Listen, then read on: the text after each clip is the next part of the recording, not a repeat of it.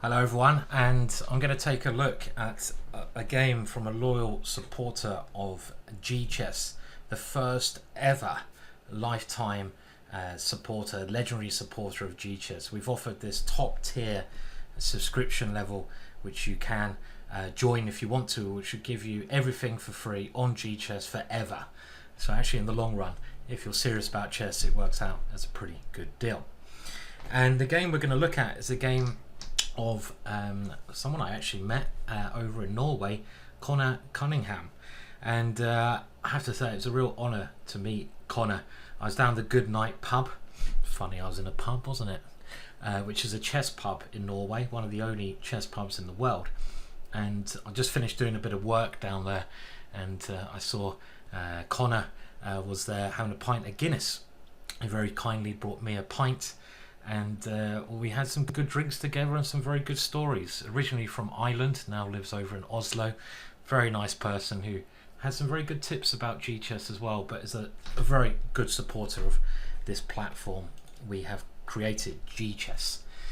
And because Conor has become a legendary supporter, which is one of the levels you can get when you join up to GChess. Some of it is free. This is GChess, what you're seeing basically here behind me, but some of the things you can get on GChess you have to pay for, because New in Chess articles, there's 10 years of stuff there, which if you got it in book format would be very expensive. There's chess publishing, that stuff is very expensive as well. But if you get this lifetime thing, you get all of this, loads more, and anything else we bring out for free, which is fantastic. And Conor sent in this game, which he played, and we're going to have a look at it now. I'm going to give my thoughts. You can actually see, well, you can't, in the other window you can see what Conor was thinking about his game, and I'm just going to give little bits of advice that I think are relevant, and also enjoy what was actually a very interesting game, which I have to say, if we go back to, well, the final position, it didn't go in Conor's way, so he's actually sent a game he lost. So let's see where he went wrong. So Conor says, my plan was to get some exciting kingside play. My coach has me playing the Queen's Gambit, which is grand. That's a very Irish word, grand, to be sure, to be sure. Don't know, my accent's terrible. But I've been getting a lot of dry games, which is good for improving my positional chess, but today I wanted to fight in some dynamic chess. And it's quite important to, I think, change your styles occasionally. If you're getting very bored in certain positions, then switch it up, play something completely different, just occasionally, or even in the same opening, play it more aggressively. Any opening, one thing I've realised in my years, really can be played extremely aggressively or very positionally. You can be in control. Even what is considered the most boring of openings can be very exciting if you want to sort of create some madness. And well, let's have a look at it on the bigger board for now. He starts off with knight to f3, e6, c4, and this is the Queen's Gambit, and now c6, which Conor says put him out of his theory already.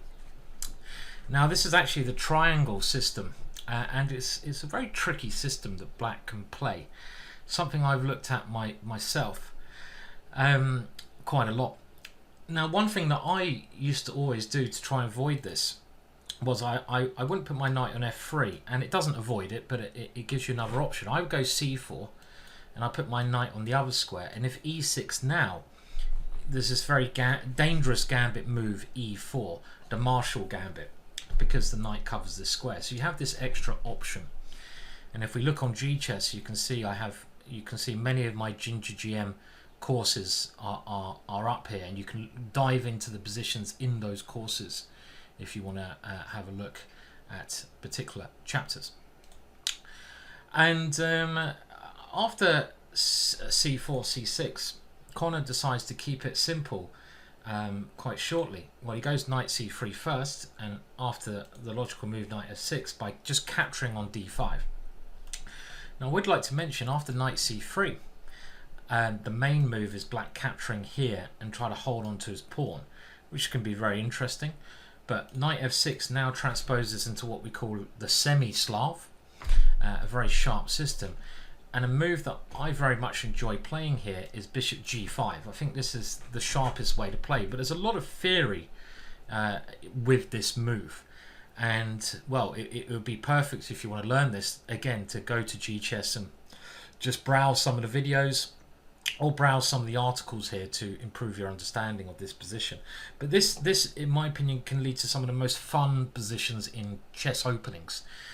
One of the main lines, for example, being black capturing here, and now after e4 b5 we have the very sharp Botvinnik system, which goes e5. It looks like white's winning a piece, but black can go h6 and now g5, and this just turns into absolute mayhem after knight takes g5. I mean, loads of madness happening here, and there's a lot of theory involved.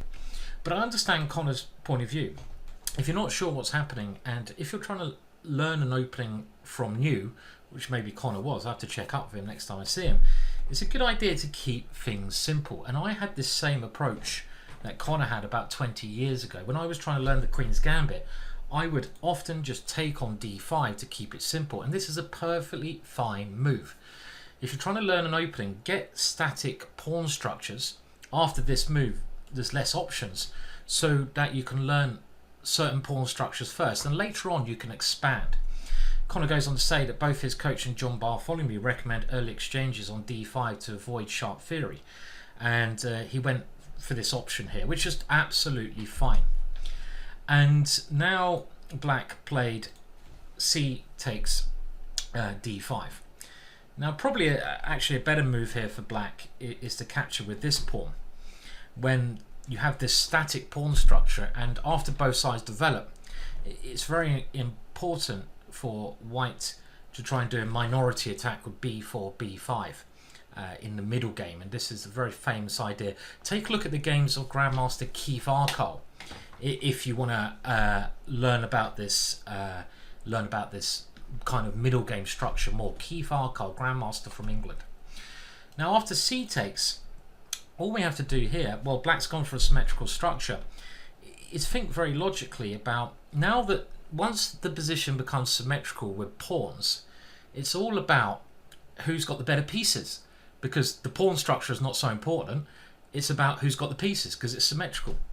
And before making a move here, Conor really should have, and he notes this straight away, seen what his good pieces and bad pieces, and what his opponent's bad pieces are.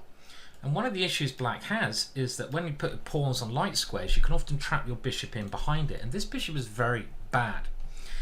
And had I been Conor here, I would have certainly thought about developing my bishop, as he mentions in the notes, to f4 or to g5.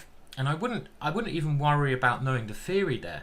Let's just have a look at what Conor says. In the end, he played e3, which I don't like, because the bishop is now trapped behind. This is still okay, but it's not positionally the best. Get the bishop out first. Conor mentions bishop f4, bishop d6, and which trying to make exchanges, and now some ideas with bishop g3, which is a perfectly okay way to play. You know, even exchanging off the bishops here is not ridiculous, because again, if we compare pieces, it's these two bishops which is which is important. And this bishop is going to be very strong, while black's bishop is not. So even here gives white a small advantage. The other option here, bishop g5, which Conor mentions, is maybe even something I would go for more, even with the idea of swapping on the knight, because I'm just thinking from a positional point of view, the bishop on c8 is terrible. So as long as I exchange off everything else, leave my opponent with that, I'll be a little bit better. And now black should obviously break the pin. And now Conor goes on to say e3, castles, bishop d3, and now h6. And Conor says, having my bishop outside the pawn chain would have surely helped me put together a better plan for a kingside attack. And I totally agree with him. So this is brilliant that Conor's actually, this is the best way to improve at chess, what Conor is doing here. Not many people do this. If you want to get better at chess, it is hard work. You need to put in the hours. You need to, this game was played over the board at his club, his local club. And what you need to do is analyze those games as much as you can. This is where, again, GChess is perfect. You can put the game into GChess, save your work, use all the resources, and find out where you went wrong. And here, I think he's just summed it up. In future, Conor will never play the move he did. So he's improving. As long as you're always improving, you will get better. And that's the journey any chess player needs to take. Now, for example, in this position, what would I play? Well, you could even consider this crazy-ass move if you were completely mental. But you don't even need to do this. I mean, again, we can just have a look. Let's go back to GChess and have a look. Well, you can see there's been some games played here, and the most common move is bishop h4, which looks very safe. I mean, even this move, bishop takes f6, but you can see the win rate here. This is important. Bishop f4 actually scores the best. So, but all of these moves make a lot of sense. I mean, if I was white here, I would start considering, if you wanted to play aggressively, this idea here, surprisingly enough, h4 with g4, g5 coming, because I haven't castled and I'm trying to open up the h file for an attack. So it depends what kind of mood you're in. Often you can play very aggressively if you want to. If I was in a less aggressive move in this last position, I'd probably just either retreat the bishop, and then I would castle, and I would just try to use my better pieces, but just bearing in mind that this bishop, I'm always going to be better with my opponent's bishop there. It's really getting into thinking about your opponent's position, which can improve your own game. So let's have a look. So e3 was played, and now this bishop is not great.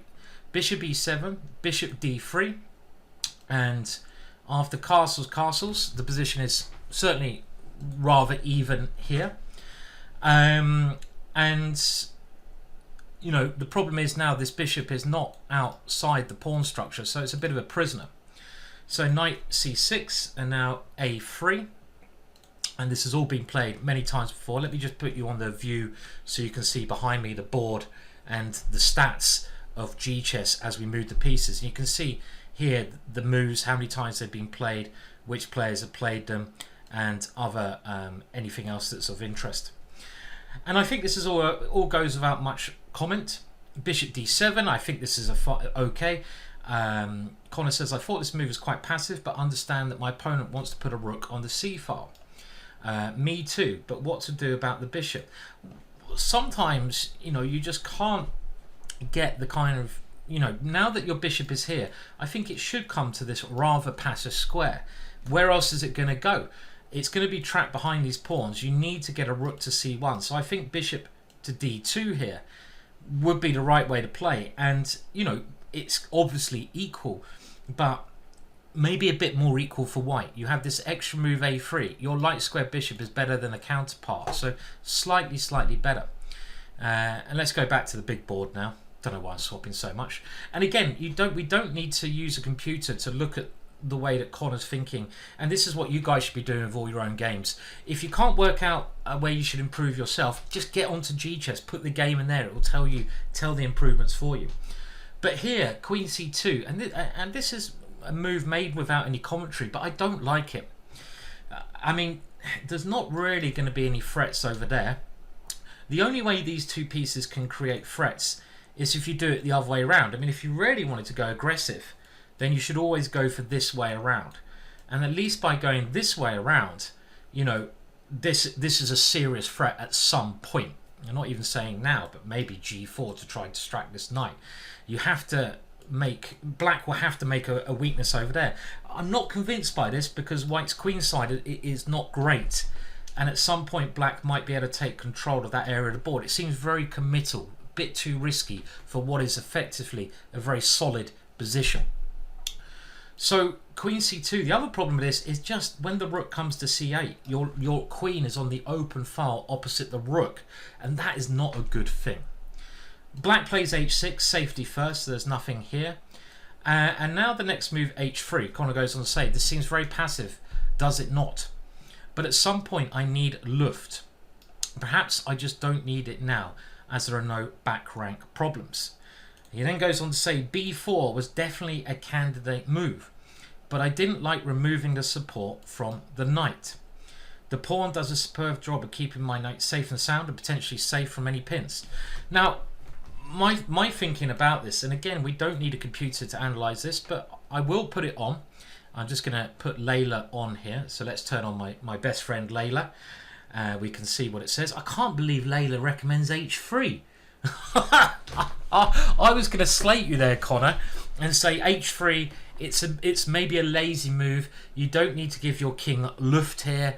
Only give your king luft when you need to. It doesn't develop a piece. It doesn't have a real purpose. I know it has a long-term purpose, but you don't need to do that now. I still got to disagree with Layla here. I mean, bloody hell, why did I turn the computer on there the one time when it goes totally against what I was thinking?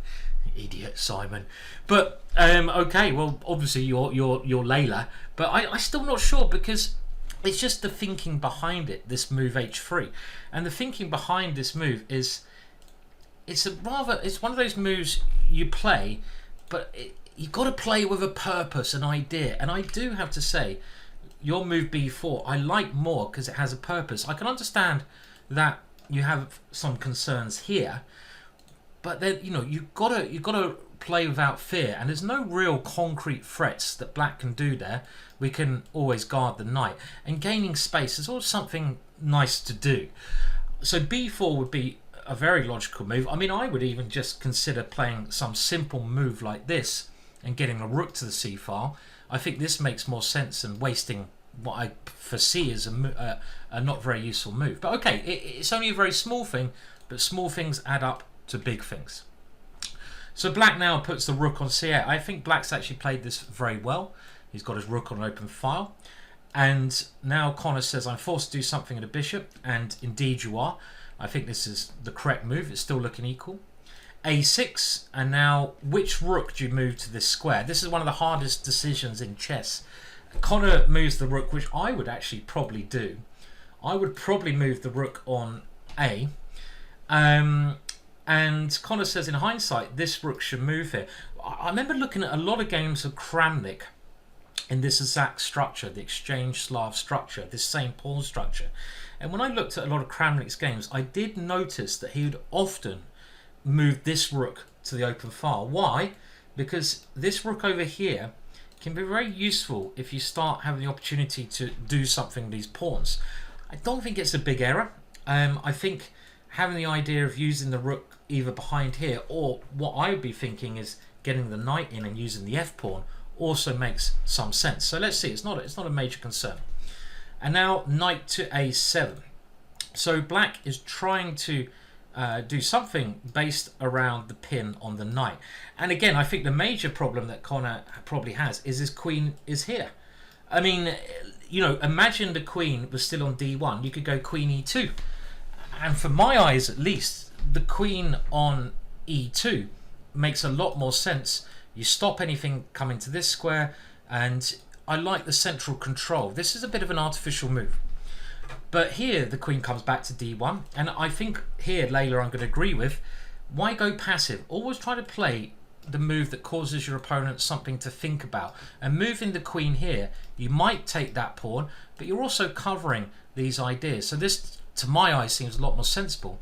And a very standard maneuver you do in these positions is later on to try and get the knight into the weakened dark squares there. Don't forget about knight a4 maneuver.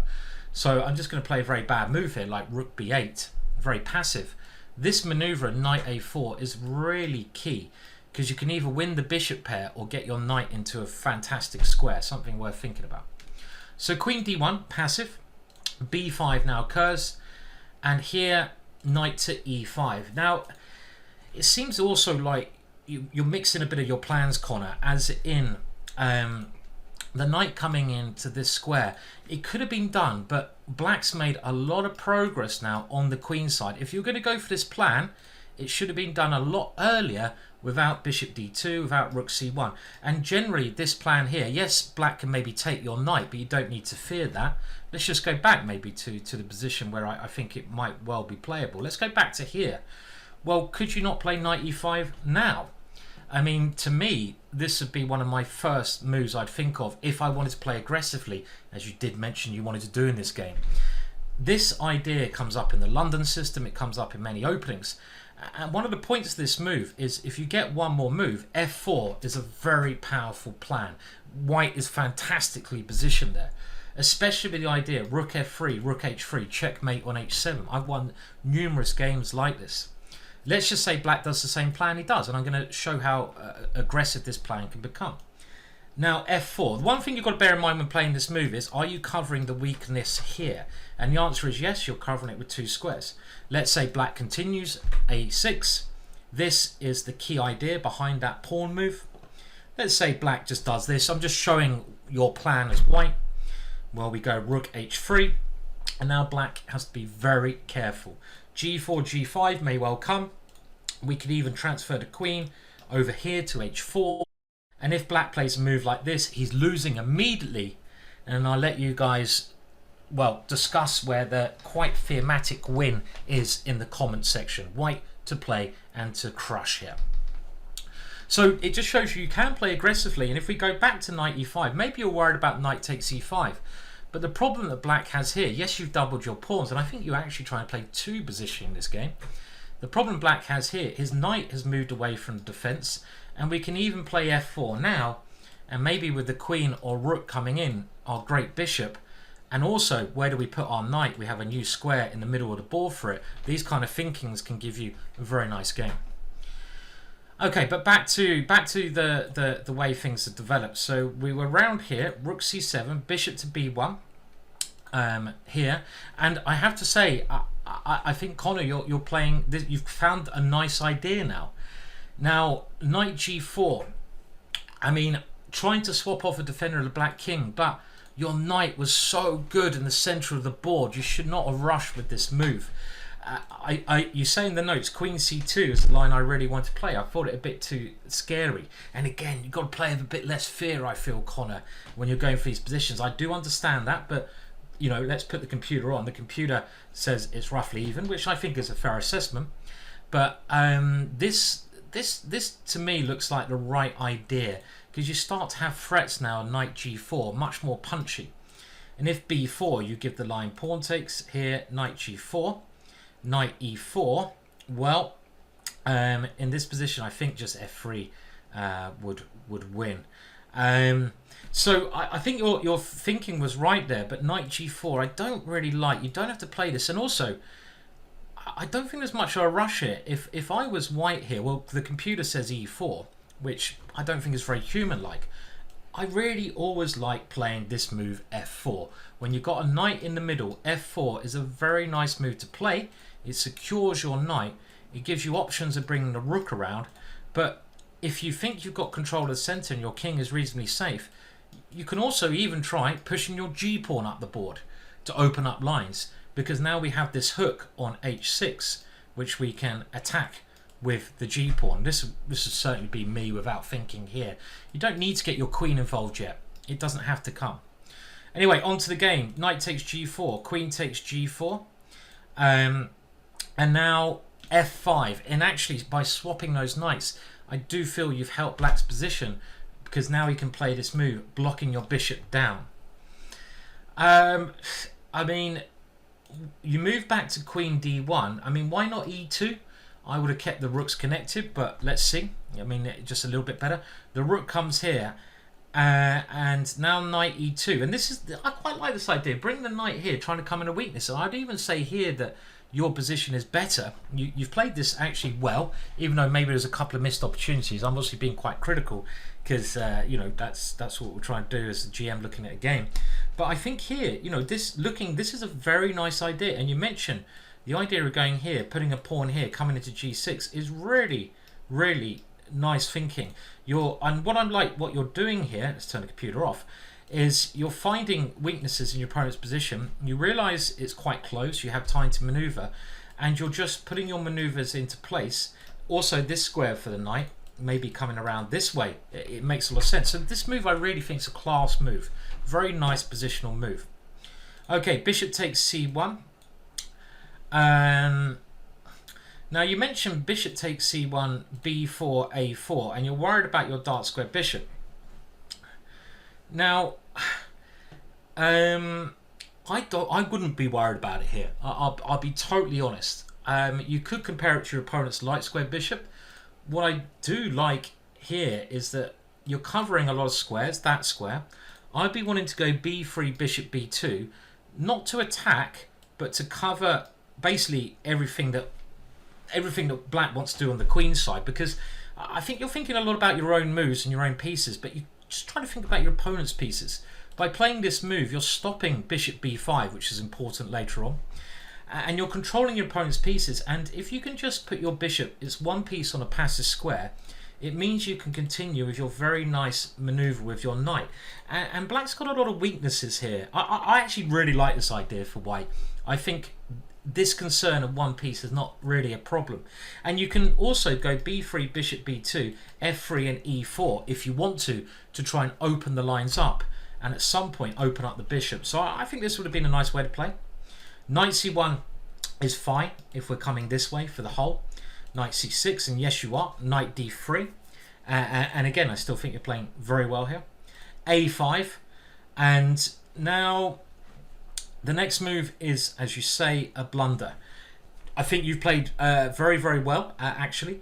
But this move, knight c5, this is a fantastic knight. The position is quite closed, and you can see you've lost one pawn advantage there. This knight is so good. I mean, you know, allowing your opponent to exchange off here with that a bishop that's not really doing much for your knight, which has this potential, as you noted. It's a little bit rushed, and again, there's no reason to play this move. If you were thinking, what is my opponent going to play here, maybe you're worried about b4, but I think you just go a4 then, and that helps you. And if you realize your opponent's not doing anything, it means you have more time, and I feel this is rushed. So for example, you know, even going g3, h4, h5, that you know, trying to get this square makes sense. Even playing b4, if you're worried about b4, just really trying to kill your opponent's pieces and getting this square forever, makes a lot of sense. So I feel knight c5, as you say, is a bit rushed. Just try to be a little bit more patient at times. Work out your opponent. You know, if he can't do anything, don't rush. And after bishop takes, pawn takes, b4. I mean, this is not such a bad position for you, but you know, as the computer says, it's still roughly even. But I feel like maybe a little bit of panic set in. So pawn takes, knight takes, and now you try to get some counterplay. But really, I think knight takes is actually a big mistake from your opponent. I think you should have gone pawn takes. It's funny how you were talking about the potential of your pieces, Connor, but after knight takes b4, you suddenly forget about this bishop. When your opponent has pawns on one colour square, the other colour squares, the dark squares, are so weak. And bishop c3 here, getting a beautiful diagonal with the queen coming in here. If he tries to block it down, you can open it up again. Will give you, I think, a tremendous position. He can't go rook takes c5, queen here, wins material. And it's just finding those squares for your pieces as well. And queen h5, I think you a little bit pessimistic the whole game, actually. I think you play very well, and you're always a bit better.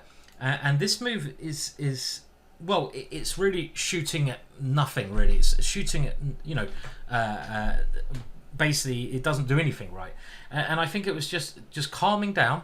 When the structure changes, a very good tip, and the structure has changed because of this move and you know, the pawn structures move, you should always have another rethink and think about the new structure. Try to assess things again, take a bit more time.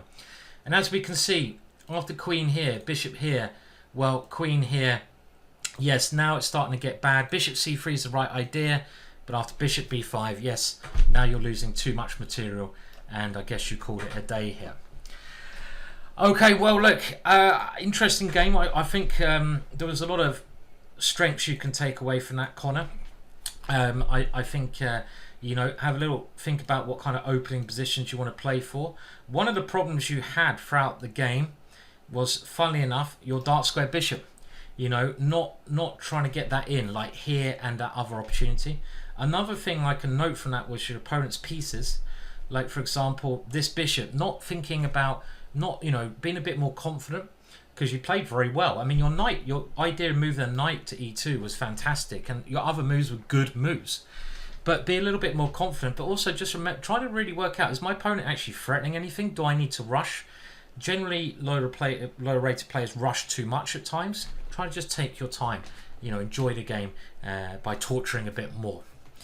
Okay, well look, I'm going to end the video there. Another legendary subscriber to GChess. The tool I was using here, GChess, you can go and check it out. There's lots of cool stuff. It's just gchess.com.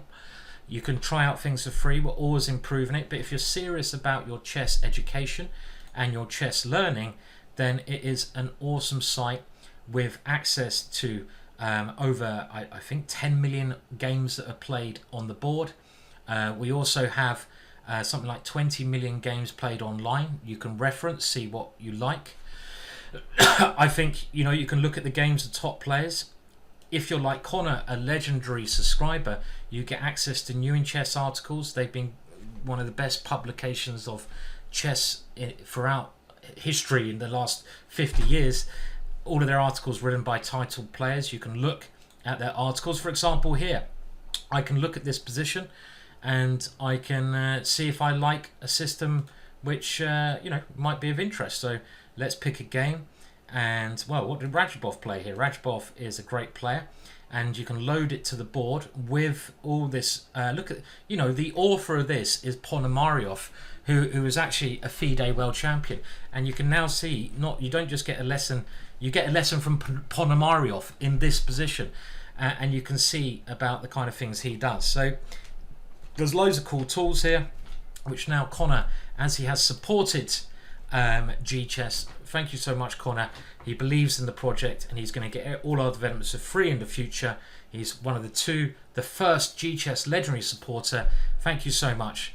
Obviously it is a high price point, the legendary supporter. You can see it if you go to the pricing on GChess, and it is our ultimate bundle. It shows that you support what we're doing. You get anything for the future added on. You even get a little t-shirt, a very special one-of-a-kind t-shirt, and there'll be other positives. But for a start, I know we're adding 2 big things to GChess very shortly. They will be free if you're a GChess legendary supporter. You don't have to pay a monthly fee, and it's forever. It will be forever. And yeah, you can see there that, as we can see from the price, is the ultimate thing to get if you're ultimately serious about using all the resources available and getting better at chess. Cheers, thank you, until next time. Goodbye, ladies and gentlemen. And as soon as I say that, of course, my computer decides to do a little bit of freezing. Oh, there it is. Bye for now.